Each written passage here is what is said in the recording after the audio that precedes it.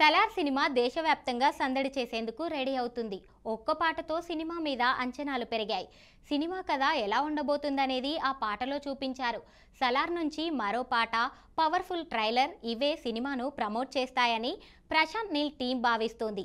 ఇది ఇలా ఉంటే the boss movie Kannada hero Darshan Salaar సినిమాపై కామెంట్స్ చేశాడట.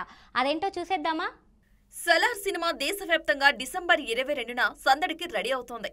ఒక్క పాటతో సినిమా మీద అంచనాలు మేకర్స్ సినిమా కథ ఎలా సాగుతుంది అనేది ఆ పాటలో చూపించారు. ప్రాణ స్నేహితులు ఒకరి కోసం ఒకరు నిలబడ్డం, ఒకరినొకరు చంపుకునే శత్రువుల్లా మారితే ఎలా ఉంటుంది అనేది సలార్ కథ.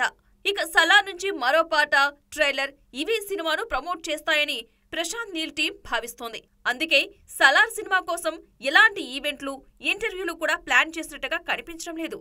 సలార్ మూవీకి పోటీగా హాలీవుడ్, బాలీవుడ్ మూవీస్ కూడా బరిలోకి దిగుతున్నాయి. హిందీలో డంకీ భారీ ఎత్తున విడుదల కాబోతోంది. తమిళం, తెలుగు, కన్నడ, మలయాళంలో సలార్కు దాదాపుగా పోటీ లేనట్టుగానే ఉంది. కన్నడలో ఓ వారం తర్వాత అంటే డిసెంబర్ 29న డి బాస్ దర్శన్ వస్తున్నాడు. ఈ మేరకు సలార్తో క్లాష్ విషయం మీద డి బాస్ కామెంట్లు చేశాడు.